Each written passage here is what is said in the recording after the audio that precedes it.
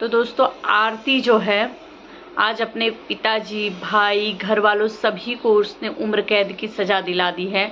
और एक दिन देखना आप मन्नू के घर वालों को भी इसी तरह से जेल में फंसाएगी और किसी तीसरे के साथ भाग जाएगी। हेलो दोस्तों, आप सभी का मेरे चैनल प्रीति चतुर्वेदी ब्लॉग में स्वागत है। कैसे हैं? एक प्यारा सा कमेंट करके ज़रूर बताइएगा।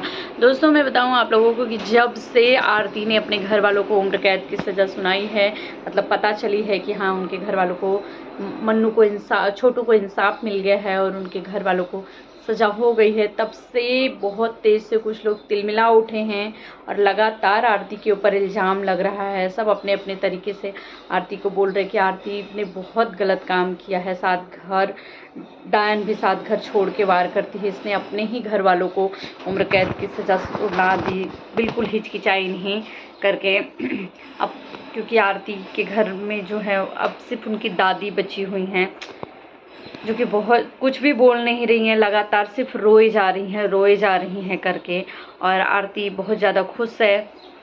आरती को थोड़ा भी तरस नहीं आया कि उसने क्या किया। उसने बहुत सारी ज़िंदगियों को बर्बाद कर दिया, क्योंकि आरती ने अपने पिताजी को वहाँ पहुँचाकर अपनी माँ का घर बर्बाद कर दिया, अपने भाई को वहाँ पहुँचाकर अपनी भाभी का घर बर्बाद कर दिया, अपनी जीजा को पहुँचा के अपनी दीदी का घर बर्बाद कर दिया, अपने चाचा चाची, पूरे 8 लोग एक साथ गए हैं जेल में उम्र कैद की सज़ा। तो सोचिए, एक घर तो पूरी तरीके से उजड़ गया।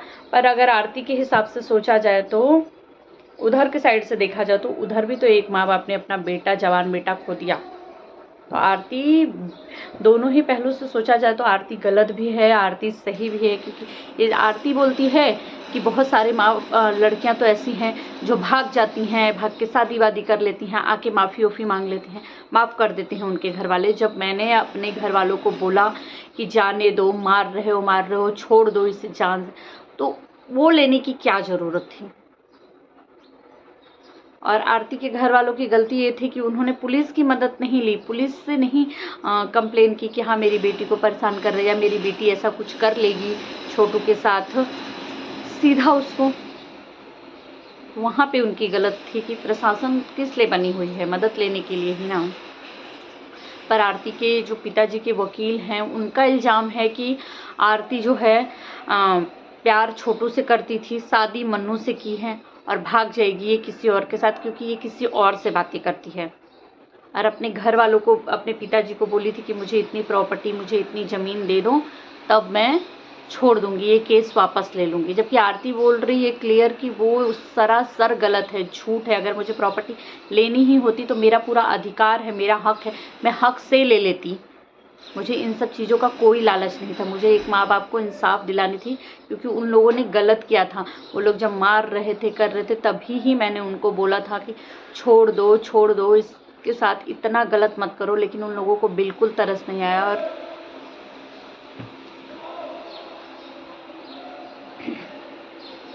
तो दोस्तों आप सब क्या कहना चाहेंगे कमेंट में ज़रूर बताइएगा। और क्या ये वकील का इल्ज़ाम लगाना सही था?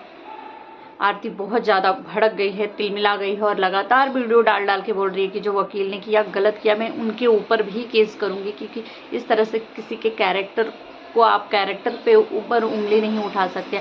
आप वकील हो, इतने पढ़े लिखे होकर के ऐसा बददिमाग वाला काम कर रहे हो। अगर मैं आपकी बेटी के ऊपर, आपकी बीबी के ऊपर उंगली उठा दूँ या आपके ऊपर उंगली उठाऊँ कि आप 4 लोगों से बात करते हो, आपकी बेटी भाग गई है, आप मतलब इस तरीके की चीज़ें आरती बोल रही है। क्योंकि आरती बहुत ज़्यादा गुस्से में है और उसको लग रहा है कि उसने जो किया वो सही किया हुआ है, अपने घर वालों को सज़ा दिलाकर। क्योंकि उन लोगों ने बहुत गलत किया था, उनको जान से नहीं करना चाहिए था। दोनों ही पहलू से सोचा था तो सही भी किया था। एक हिसाब से आरती ने कुछ गलत नहीं किया था।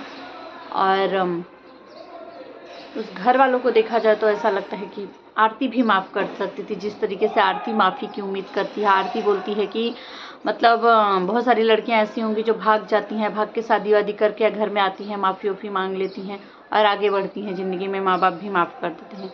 उसी तरह से आरती से भी तो उम्मीद किया जा सकता था कि आरती माफ़ कर दे घर वालों को और आगे बढ़े। क्योंकि इस 7-8 लोगों को की ज़िंदगी, एक पूरा घर ही उजड़ गया। आरती की जो दादी है ना, उनके मैंने वीडियोस देखे थे दोस्तों। मैं बताऊं आप लोगों को, वो उनसे मीडिया वाले कुछ लोग हैं जो उनसे कुछ कुछ पूछ रहे हैं, दादी ये सब गलत हुआ, क्या आप आरती से मिलना चाहोगी, आरती का से बात करना चाहोगी, या आरती से कुछ कहना चाहोगी इस बारे में।